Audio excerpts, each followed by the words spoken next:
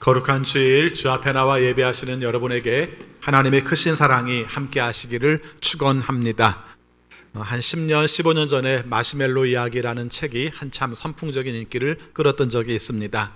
그 내용이 그때 선풍적인 인기를 끌었지만 실험은 1960년, 70년대에 한 실험에서 나왔다고 합니다. 미국의 스탠퍼드 대학교의 심리학자인 월터 미셸이라는 사람이 실험을 했어요. 어떤 실험이냐면은 4살짜리 아이들을 한 방에다가 이렇게 모아놓고 방 가운데다가 책상을 하나 놓고 거기다가 이렇게 마시멜로를 쌓아놓고 그 다음에 종을 하나 여기다 놔둔 거예요. 그러면서 이렇게 얘기합니다. 내가 바빠서 좀 나갔다 올 테니까 내가 나갔다가 다시 들어오게 되면 그때까지 마시멜로를 먹지 않고 기다린 사람들에게는 2개씩 마시멜로를 주겠다, 이렇게 얘기를 한 겁니다. 그리고 나서 이렇게 말합니다. 그런데 먹고 싶으면 먹어도 돼. 그런데 먹는 사람은 종을 한번 땅 치고 그리고 1개만 먹어야 돼. 그리고 내가 왔을 때도 더 주지는 않아. 계산이 금방 되죠. 기다리면 2개, 못 기다리고 먹으면 1개. 이런 실험을 아이들에게 한 겁니다. 그래서 이제 그 정해진 시간이 15분이었다고 합니다. 15분 동안에 이제 아이들이 어떤 행동을 하는지를 관찰한 겁니다. 1분도 안 돼서 먹는 애가 있더랍니다. 그렇죠. 1분도 안 돼서 먹는 애가 있고, 또 이렇게 막 계속 기다리다가 비비 꼬다가 3분 만에 먹는 아이도 있고.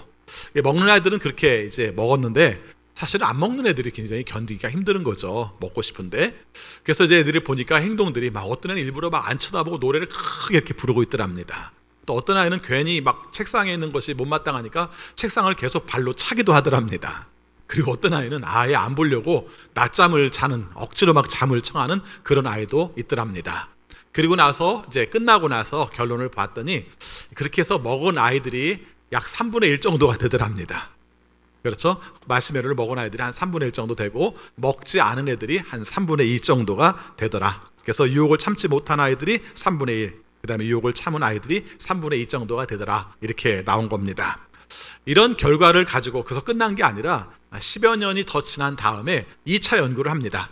그때 조사 대상이 됐던 아이들이 어떻게 성장하였는가를 조사하는 것이죠. 그래서 표본 1은 못 참고 먹었던 애들, 그 표본 2는 참고 기다렸던 애들, 이렇게 조사를 했는데 이런 결과가 나오더랍니다. 참고 기다린 아이들이 못 참고 먹은 아이들에 비해서 사회 적응력이 뛰어나고 건강도 좋고, 그 다음에 중요한 것은 미국의 수학력 시험칙으로 따진다면 약 평균적으로 210점 정도가 아이들이 높더라, 이런 결론이 나왔습니다.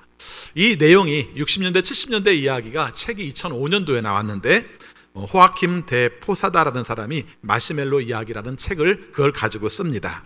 그러면서 이 사람이 쓴 내용은 여러 가지 실험의 사례들이 있지만 그런 거 별로 이렇게 신경 쓰지 않고 중요하게 강조한 게 이거였습니다. 눈부신 유혹을 이기면 눈부신 성공을 맞이한다. 그래서 유혹을 잘 참으면 성공한다. 이런 내용으로 책을 쓴 겁니다. 오늘의 유혹이 참 많죠. 그런데 오늘의 유혹을 이기면 내일의 큰 성공을 유지할 수 있지만 오늘의 유혹을 이기지 못하면 나중에 가서 우리의 삶이 피폐해질 수 있다. 이런 결론들로 나오게 됩니다. 이 마시멜로 이야기는 오늘 설교 끝에도 한 번 더 하도록 하겠습니다. 그때 가서 보면은 오늘 이 말씀을 왜 했는지를 여러분들께서 느끼실 수 있을 겁니다. 여러분, 야곱과 에서 이야기를 우리가 함께 살피고 있어요. 오늘 3번째 이야기인데 일반적으로 제가 아무리 얘기를 해도 그래도 야곱은 뭔가 특별한 게 있어서 하나님의 축복을 받았을 거야, 야곱이 복받은 비결은 뭔가, 여기에 관심을 많이 갖습니다. 그런데요, 성경이 의외로 관심을 갖는 많은 내용들은 우리가 어떻게 해야 복받는다는 내용도 있어요. 없지는 않습니다. 그런데 일반적으로 볼 것 같으면 하나님의 은혜를 더 강조를 해요. 근데 아무리 이렇게 얘기해도 우리는 우리의 삶 가운데 어떻게 노력해야 하나님의 복을 받을까, 성경 분석을 하면서도 복받는 비결에 대해서 분석을 합니다. 그러다 보니까 억지 해석들이 좀 나오게 됩니다.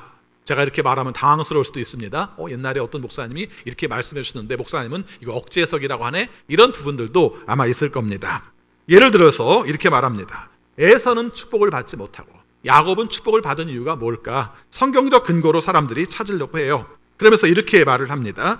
25절 말씀 보겠습니다. 25절. 먼저 나온 아이는 살결이 붉은 데다가 온몸이 털투성이어서 이름을 에서라고 하였다. 이런 장면이 나와요. 그럼 이걸 해석을 합니다. 애가 태어나자마자 붉으죽죽 해가지고 털이 부성부성하면 누가 좋아하겠냐고, 하나님도 안 좋아하겠다고. 이렇게 해서 가면 안 됩니다. 이렇게 해서 가면 안 돼요. 안 된다는 예를 지금 들어서 말씀을 하는 겁니다. 그에 비해서 야곱을 보라고 26절입니다. 같이 있습니다. 이어서 동생이 나오는데 그의 손이 에서의 발뒤꿈치를 잡고 있어서 그의 이름을 야곱이라고 하였다. 그러면서 이 부분을 가지고 설명하는 겁니다. 보라고, 야곱은 태어날 때부터도 하나님에 대한 약속을 꼭 지고 싶은 마음이 있기 때문에 에서의 뒷발꿈치를 붙잡고 태어났다고. 보라고, 집념이 얼마나 대단한지, 자기가 비록 늦게 태어났다 할지라도 자신의 삶 가운데서 목표를 성취하기 위해서 어렸을 때부터, 태어날 때부터도 노력했다고 이렇게 말을 합니다. 물어봅시다. 여러분, 어려서 태어날 때부터, 뱃속에서부터 노력하신 게 기억이 납니까? 물론 성경에서는 야곱의 특징을 말하는 내용으로 발 뒤꿈치 얘기를 계속해요. 사실입니다.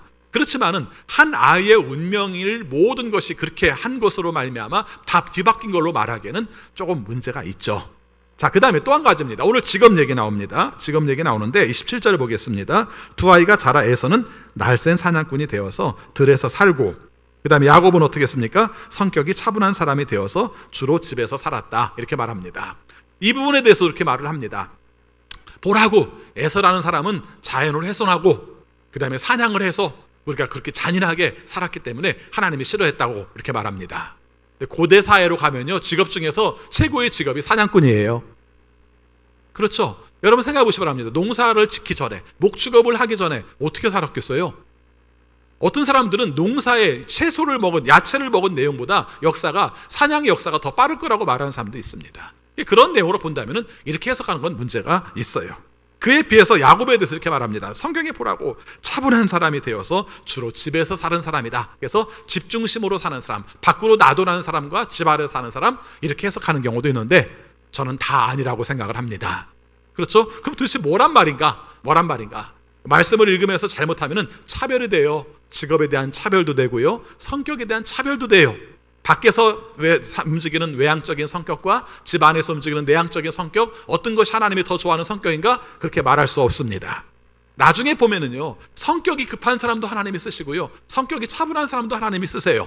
그래서 에서와 야곱에 관한 내용에 있어서는 이 부분을 이런 식으로 해석해서 답을 얻어서 그러니까 우리는 이렇게 해야 된다라고 말하기는 어렵다, 이야기를 먼저 나누려고 합니다. 또 한 가지, 오늘 말씀의 본질은 아닐지 모르지만 계속 야곱 얘기할 때마다 중요하게 따라붙는 이야기가 28절에 나와요. 28절 말씀 같이 읽습니다. 이삭은 에서가 사냥해 온 고기의 맛을 들이더니 에서를 사랑하였고 리브가는 야곱을 사랑하였다. 이 말씀 이상하지 않아요? 이상하지 않아요? 워낙 우리가 넉넉하게 말씀을 바라봐서 그렇지 굉장히 이상한 겁니다. 집에서 말하면은 아이 둘이 있는데 한 아이가 집에 올 때마다 횡성한 후 1급, 1등급 A2 플러스 고기를 늘 사와요. 그래서 내가 그걸 먹을 때마다 너무 기분이 좋아. 그래서 그 아이만 이뻐해. 이런 얘기와 똑같은 얘기예요. 이게 말이 됩니까? 말이 돼야 안 돼요? 근데 말이 되는 경우가 되게 많아요. 왜? 우리가 쓰는 말 중에서 이 정도까지 물질적으로 가지 않아도 이런 말 있죠. 이쁜 짓을 해야 이쁨을 받지. 맨날 미운 짓을 하니까 너는 미움을 받는 거야. 이렇게 말을 해요. 그게 옳은 것처럼 보일지 모르지만은 사실은 이삭이 에서를 축복한 내용과 똑같은 말이 돼요. 내 마음에 맞기 때문에, 내 성미에 맞기 때문에 나는 너를 이뻐한다 하는 편애가 되는 겁니다. 사실 부모 입장에서 자식을 편애하지 않는다라고 다 말을 하는데 편애 안 하기가 되게 어려워요. 그리고 자기 당사자도 편애한다고는 생각하지 않는데 자식이 보면 다 편애해요. 그렇죠? 자, 이런 내용에 있어서도 우리가 신경을 써야 될 면들이 분명히 있어요. 나중에 보면 여기서는 간단하게 나오지만 이 말씀 복선입니다. 굉장히 중요한 의미를 가져요. 자, 리브가는 야곱을 사랑했다고 말을 했어요. 근데 고기 때문에 그랬다는 말은 안 나와. 뭐 야채 때문에 그랬다는 말도 안 나와. 그러니까는 에서보다는, 우리가 이삭보다는 우리가 리브가가 좀 한 길 나은 것처럼 보일지 모르지만 그러면서 우리는 질문을 해볼 필요가 있죠. 성경에 나오지 않은 말이기 때문에 질문을 하면서 우리 스스로 한번 가정을 해볼 필요가 있습니다. 리브가는 왜 야곱을 사랑했을까? 여러분 생각해 보셔야 합니다. 왜 그랬을까요? 첫 번째, 굉장히 긍정적인 입장에서 바라본다면 하나님께서 약속하신 말씀 때문에 그랬을 수도 있어요.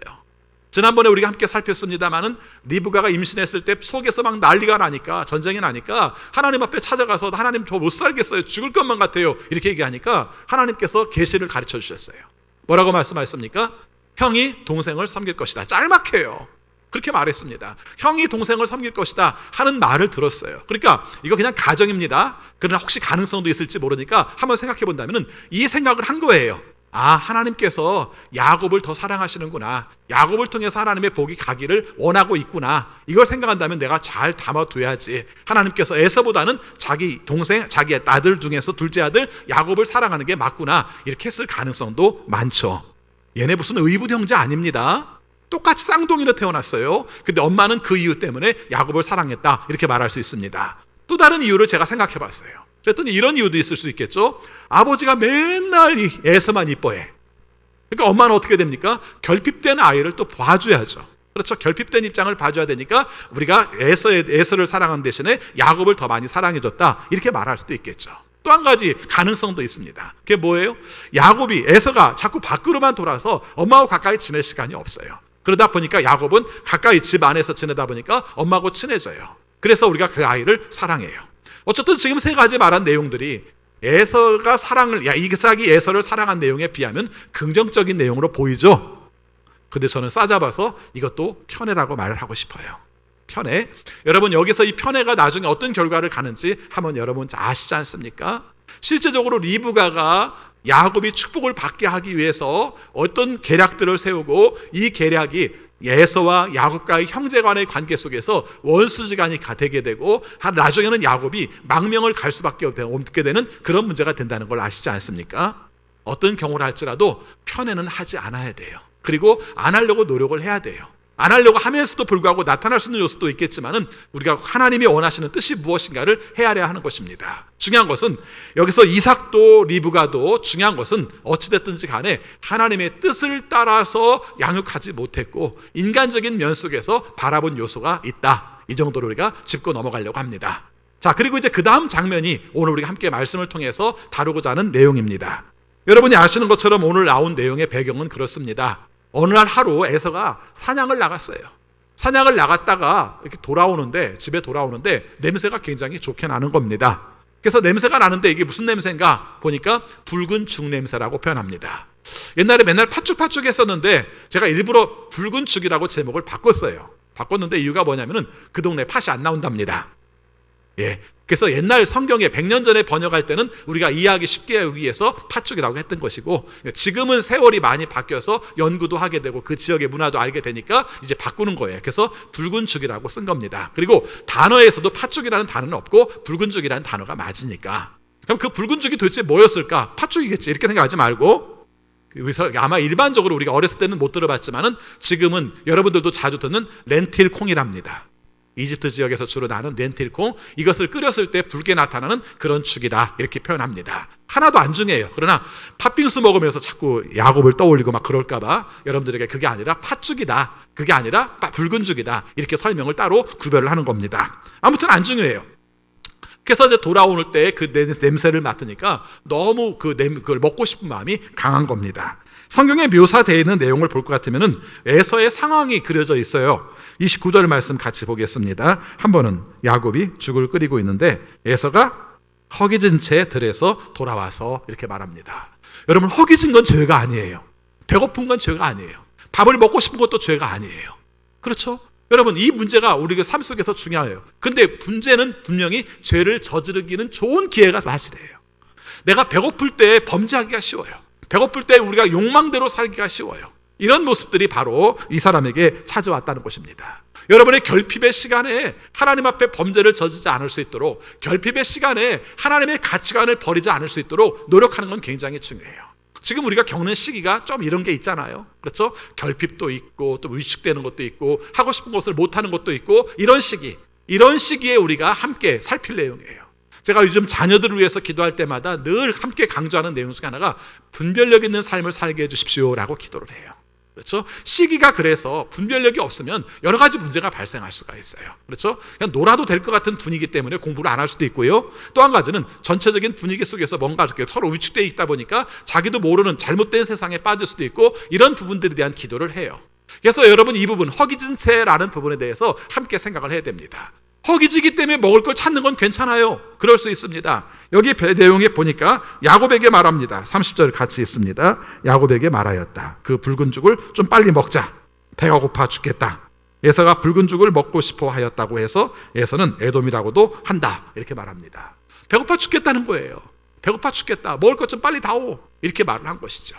자, 여러분 우리가 한번 살펴보시 바랍니다. 배고파 죽겠다. 에서가 며칠 굶었을까요? 저 같은 사람이 잔인해요. 배고픈 사람 앞에서 얘 며칠 굶고 이런 소리 하고 있는가 이렇게 묻고 있으니까. 그런데 한번 냉정하게 물어봅시다. 에서가 며칠 굶었을까요? 하루도 안 굶었을 가능성이 많아요. 그렇죠? 여러분 지금 같은 사회가 아니라 그 당시 사회 속에 생각한다면 사냥을 나가는 사람이 아침 굶고 커피 한 잔 마시고 나갔겠습니까? 절대 그럴 일 없습니다. 분명히 아침 먹었어요. 그럼 이 시간이 빠르면은 점심시간일 수도 있고요. 늦었다 하더라도 저녁시간이에요. 그럼 얼마큼 굶었습니까? 길게 잡아봐야 한 2끼, 짧으면 1끼, 뭐 굶은 것도 아니야. 그 시간이 되어서 이런 상태가 되었다는 것이죠. 제가 에서를 폄하하기 위해서 이 말을 하는 것이 아니라 오늘 우리의 삶 속에 겪는 문제에 대해서 어떤 사람은 더 거기에 민감하고 예민한 사람이 있어요. 그것도 나무랄 수는 없죠. 배고픈 거 못 견디는 사람이 있잖아요. 그렇죠? 이틀을 안 먹어도 괜찮은 사람도 있고요. 근데 이 문제 앞에서 반응이 중요해요. 반응이 중요합니다. 조급할 때 반응이 중요해요. 여러분 예수님도 이런 시험을 겪으셨어요. 예수님이 겪으신 시험 중에 맨 처음 겪으신 시험이 먹는 시험이었잖아요. 아시죠? 마태복음 4장에 나오는 내용을 볼 것 같으면 예수님께서 금식하신 후에 광야에 있을 때에 마귀라는 놈이 다가와가지고 시험을 합니다. 여기 빵이 있어. 근데 이 빵을 갖다가 돌을 갖다 여기 돌이 있어. 이 돌을 갖다가 빵을 만들어봐. 너 배고프잖아. 이거 먹을 수 있잖아. 그데가 더 중요한 시험을 얘기합니다. 거기다 뭐라고 붙입니까? 너 하나님의 아들이잖아. 이걸 만들므로 말미암아 하나님의 아들임을 증명해봐. 이렇게 얘기를 한 거예요. 배고프잖아요. 그렇지 않습니까? 더군다나 하나님의 아들임을 증명할 수 있는 기회가 되잖아요. 그런데 문제는 뭡니까? 이게 마귀가 문제라는 거예요. 마귀가 시험하고 있다는 것이죠. 그래서 예수님께서 대답하신 내용이 이렇게 말합니다. 사람이 빵으로만 사는 것이 아니라 하나님이 주시는 것으로 살아. 이렇게 말을 했어요. 여러분 이 말 굉장히 중요한 말입니다. 여러분 먹을 것이 있지만 먹을 것이 필요하지만 이것이 내 삶 가운데서 굉장히 절실하게 필요할지 모르지만 우리의 삶 속에서 2가지 선택의 문제가 나올 수가 있는 거예요. 그래서 지금 말씀하실 때 예수님은 그렇게 말한 거죠. 빵과 하나님의 말씀 중에서 어떤 게 더 중요할까? 하나님 말씀이 더 중요해. 배고프다 할지라도 하나님이 주시는 것으로 나는 살아야지 마귀가 요구하는 걸로 나는 살 수 없어. 이렇게 통과를 하셨어요. 자, 그에 비해서 에서는 이 문제를 어떻게 감당했는가 하는 것을 볼 수 있습니다. 야곱이 얘기합니다. 배고파 죽겠다고 야곱에게 빵을 붉은 죽을 달라고 말하니까 야곱이 얘기해요. 같이 있습니다. 31절 야곱이 대답하였다. 형은 먼저 형이 가진 맏아들의 권리를 나에게 파시오. 이렇게 얘기를 했어요. 자, 여러분 여기서 맏아들의 권리, 리콜, 장자권 똑같은 말입니다. 그렇죠? 자, 근데 장자권이 뭘까 한번 생각해 봅시다. 되게 2가지로 해석을 합니다. 하나는 우리나라도 예전에는 상속법 가운데에서 장남에게 몫을 좀 더 주는 상속권이 있었어요. 그렇죠? 그런 법이 있었습니다. 그렇게 된 이유는 여러분이 아시는 것처럼 제사를 드리기 위해서는 돈이 더 많아야 한다고 생각을 한 거죠. 또 부모님을 봉양하기 위해서는 그 책임을 지한다고 생각해서 그 역할을 준 거예요. 이걸 장자권으로 보는 해석도 있어요. 그리고 고대 근동 사회 속에서도 장자에게 2 몫을 주는 입장들이 있었다고 합니다. 그래서 그런 내용으로 해석할 수도 있어요. 그 다음에 또 한 가지 해석은 실제적인 물질적인 내용 말고 하나님의 복이 너를 통해서 이루어질 거야 이런 내용이라는 겁니다. 여러분 아시는 것처럼 이스라엘이 민족으로서 시작되는 내용이 아브라함부터 얘기를 하고 있는데 창세기 12장 말씀을 볼 것 같으면 아브라함에게 내 본토 친척 아비의 집을 떠나 내가 내게 지시한 땅으로 가면 이렇게 조건을 붙이고 나서 그 다음에 복을 얘기를 해요. 그래서 자식의 복, 땅의 복, 이름이 높아지는 복, 그 다음에 복의 근원의 복 이렇게 얘기를 합니다. 그러면서 이 복이 대대손손 이어지는 것을 굉장히 중요하게 여겨요. 그래서 내가 복 받았어 이렇게 끝나는 게 아니라 내 복은 다음 세대에 가야 돼. 내 다음 세대에 가야 돼. 근데 그 다음 세대는 누구를 통해서 이루어지는가? 맏아들을 통해서, 장자를 통해서 이루어져. 이렇게 생각하는 개념이 장자권으로 볼 수 있는 겁니다. 다 특별히 제가 후자에 대해서 강조를 하려고 합니다. 그런데 이 문제에 대해서 맏아들의 권리를 팔으라는 말을 했을 때 재산을 2 몫 받는 것도 중요한 문제일지 모르지만 여기서 에서가 이 문제를 소홀히 여기는 것 같으면 보는 걸 보면 2 몫 받는 것 그거보다는 하나님의 복이 나를 통해서 그 다음에 대로를 통해서 이루어져 라는 그 부분에 대해서 가볍게 여기는 것 같아요. 그렇죠? 그 문제입니다. 그래서 여기서 이렇게 말했을 때 우리가 다시 한번 성경에 대한 질문을 우리 스스로에게 됩니다. 야곱이 말했습니다. 형 장자권 팔어. 그럼 내가 굵은 죽 줄게. 이렇게 말하면 여러분은 어떻게 됩니까? 여러분 이때 성서적으로 에서의 대답을 말하면 안 됩니다. 성서적으로. 그렇죠? 성서적으로 에서는 뭐라고 말했습니까? 그게 뭐가 중요해? 내가 죽을 지경이 됐는데 그게 뭐가 대단해? 이렇게 얘기를 했어요. 32절 말씀 같이 읽겠습니다. 에서가 말하였다. 이것 봐라. 나는 지금 죽을 지경이다. 지금 나에게 맏아들의 권리가 뭐 그리 대단한 거냐. 이렇게 말하면 안 됩니다. 이 나쁜 놈.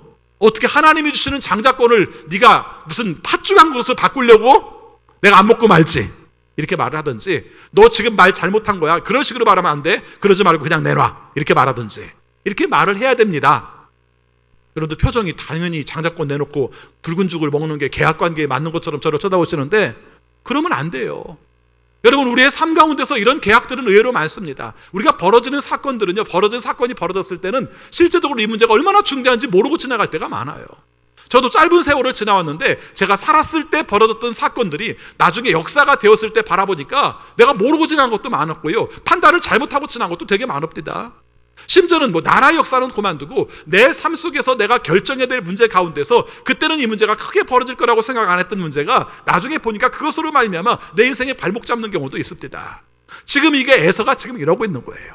저는 이 말씀을 읽다가 조금 재밌게 한번 생각을 해봤습니다. 야곱은 이 일을 계획적으로 음모를 꾸며서 했을까? 아니면 장난처럼 했을까? 한번 생각을 해봤습니다. 그렇죠? 만약에 계획적으로 했다면 형이 언젠가 배고플 거야. 올 때쯤 돼서 내가 붉은 죽을 팍팍 냄새나게 끓여야지. 이제 음식점 전략 마케팅 중에 하나가 연통을 크게 빼가지고 이렇게 막 냄새를 쫙쫙 빠지게 합니다. 그래서 보통 때 교회에서 여기 살 때 보면은 저녁 때쯤 되면은 통큰 갈비에 갈비 냄새가 얼마나 많이 나는지 모릅니다. 어쩌면 야곱이 그런 전략을 계획적으로 세웠을 수도 있죠. 성경은 그렇게 말하진 않고 있지만 그럴 수 있어요. 그런데 저는 어쩌면 에서가 더 쉽게 넘어갔다는 걸 제가 표현하기 위해서 어쩌면 야곱이 계획적으로 세운 것이 아니라 장난처럼 말했을 수 있다는 거죠. 늘 내 마음속에 장자권을 사모하는 마음은 있었지만 지금 이 기회에 내가 뺏어야지 이런 건 아니고 형이 뭐라 하는지 봐야지 이렇게 말할 수도 있다는 것입니다. 제가 이렇게 생각한 이유는요, 애들을 키우다 보면은 그런 모습이 보여요. 그렇죠? 말도 안 되는 우리가 조건 같은 걸 내걸어요. 그렇죠? 그래서 상대방이 이 자식이 말이야 지금 나한테 이렇게 말하는 거 장난이야 그러고 끝나버리고, 근데 실제적으로 그 내용에 대해서 상대방이 거기에 걸려 넘어지면은 그걸 붙들고 형 그렇게 분명히 말했어 이렇게 말하는 부분들이 있더라는 거죠. 어떤 것인지는 모르겠어요. 그러나 한 가지 분명한 것은 에서가 장자권에 대해서 맏아들의 권리를 상속받는 것에 대해서는 가볍게 여겼다에 대해서는 할 말이 없어요. 가볍게 여긴 게 맞아요. 야곱이 철저하게 계획을 세웠든지 아니면 그 마음속에서 장난을 했든지 모르지만 그 마음속에는 오매불망 장자권에 대해서 사모하는 마음을 가지고 있었던 것은 맞다는 것입니다. 제가 여기서 말씀드리고 싶은 내용은 그겁니다. 여러분, 중요하게 여기는 사람이 차지해요. 이걸 우리의 삶 속에 중요하게 생각을 해야 됩니다. 나는 욕심이 없어. 나는 간절함이 없어. 내 삶 가운데는 이렇게 특별히 나에게 요구하는 게 나는 별로 없어. 그냥 살지 멋있어 보일지 모르지만요, 어떤 부분은 멋있을지 모르지만 하나님께서 주시는 복, 은혜에 관한 부분 속에는 아닙니다. 그때는 사모하세요. 심지어 하나님께서 우리의 삶 가운데서 정말 간절함이 없을 때는 절박하게 만드셔서라도 우리에게 하나님께 간절하게 원하시는 때도 있어요. 그래서 오늘 말씀 속에서 중요한 것은 소중한 것을 소중하게 여기지 않는 자는 소중한 것을 차지하지 못한다라는 결론도 있어요. 여러분, 장자권에 관한 내용들을 가볍게 여겼을 때 이 말로가 어떻게 되는지 여러분들이 잘 아시지 않습니까? 그에 비해서 야곱은 이것을 소중하게 여겨요. 어쩌면 이렇게 말할 수도 있습니다. 에서라는 사람은 내가 이미 가졌다고 생각해서 더 이상 내가 절실하게 필요로 하지 않기 때문에 그것을 중요하게 여기지 않아서 사실은 빼앗겨버리고, 야곱이라는 사람은 자기가 차지하지 못했어요. 장자가 아니니까 장자권이 없죠. 차지하지 못했기 때문에 어떻게든지 내 걸로 만들려는 생각을 갖다가 결국은 차지하게 되고, 이런 해석도 가능합니다.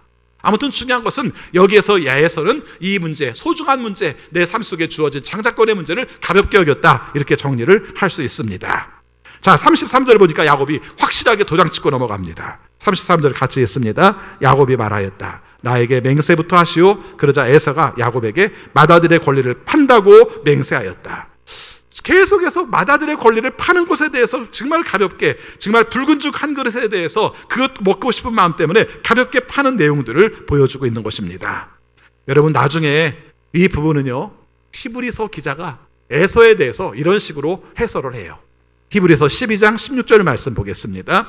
히브리서 12장 16절 말씀 같이 읽겠습니다. 또 음행하는 자나 음식 한 그릇에 장자권을 팔아넘긴 에서와 같은 속된 사람이 생기지 않도록 주의하십시오. 이렇게 말합니다. 이 말씀에서 지금 누구 얘기합니까? 에서 얘기예요. 그 음식 한 그릇에 장자권을 팔아넘긴 에서와 같이 속된 사람이 되지 않도록 하십시오. 개역개정판에서는 망령된 사람이 되지 않도록 하십시오. 이렇게 말을 합니다.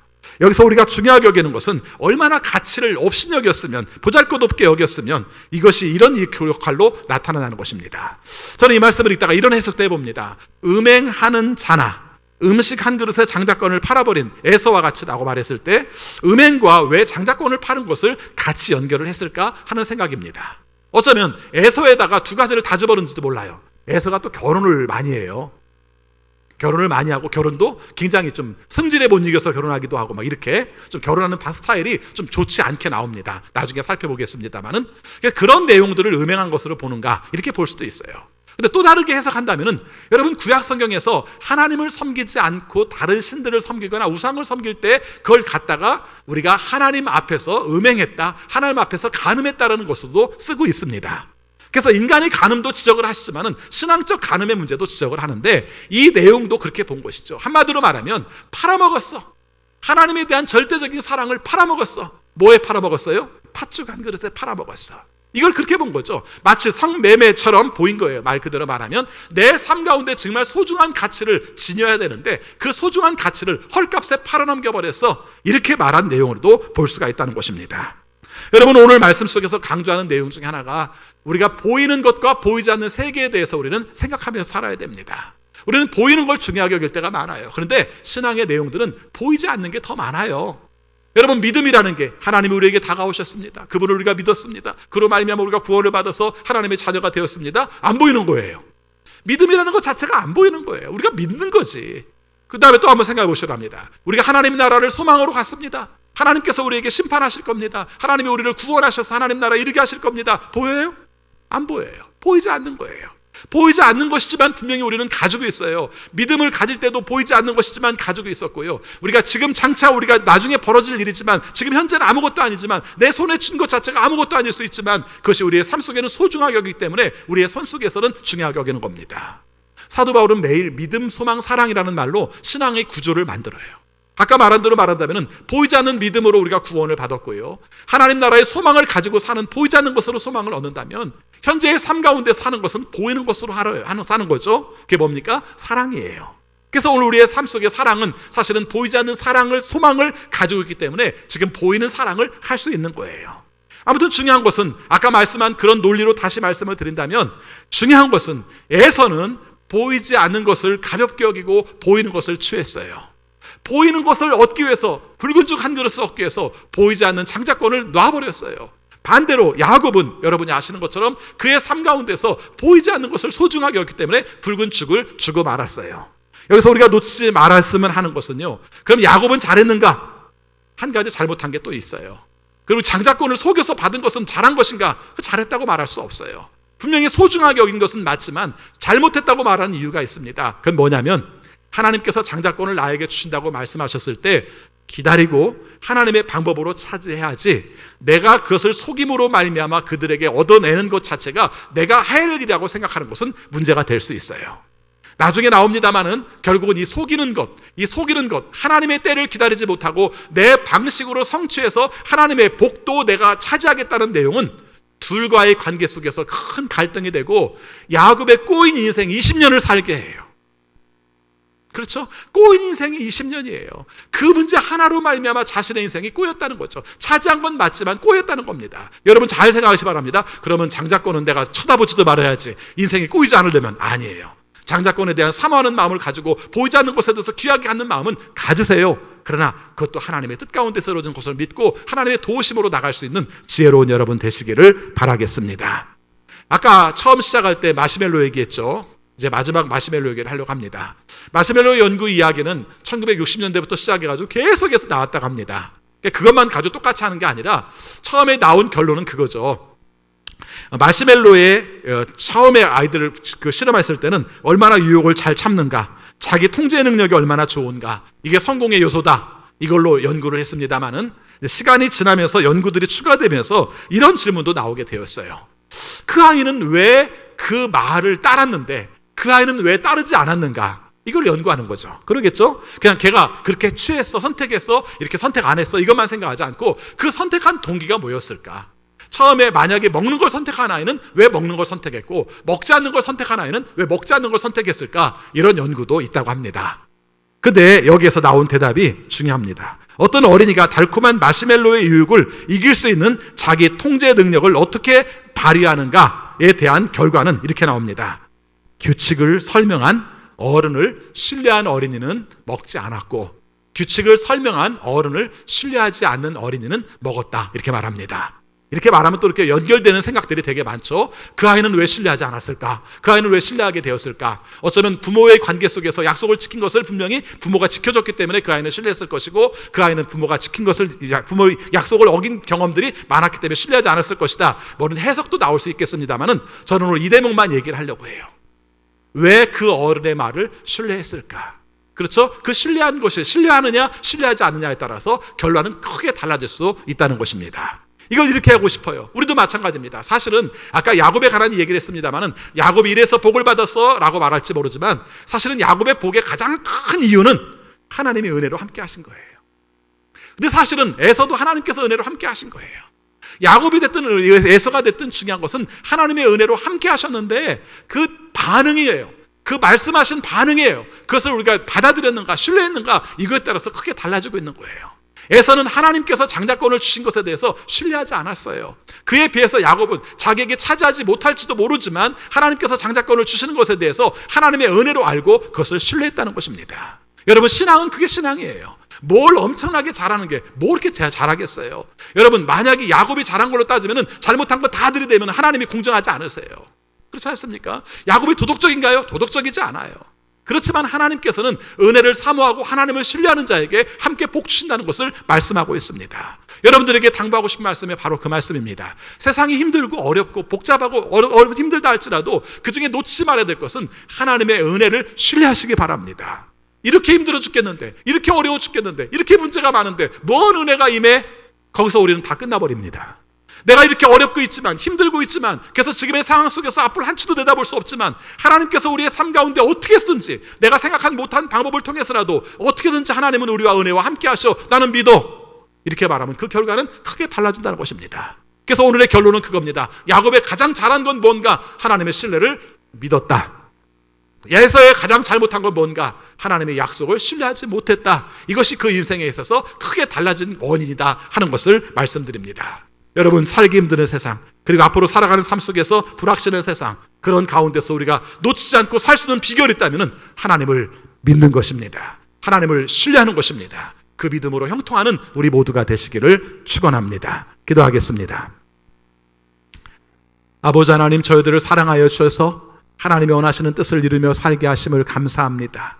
하나님이 원하시는 뜻대로 산다고 하면서도 우리의 삶 속에 유혹이 다가오면, 우리의 삶 속에 결핍이 다가오면 우리가 소중하게 여겼던 것을 내려놓고 우리가 정말 잠깐의 육체적인 욕망에 치우치고 넘어짐을 주 앞에 고백합니다.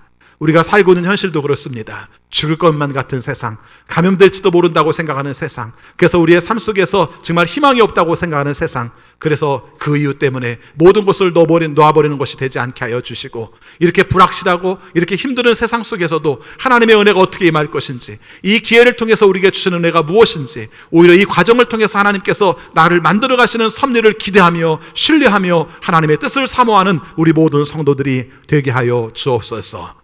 예수 그리스도 이름으로 기도하옵나이다. 아멘.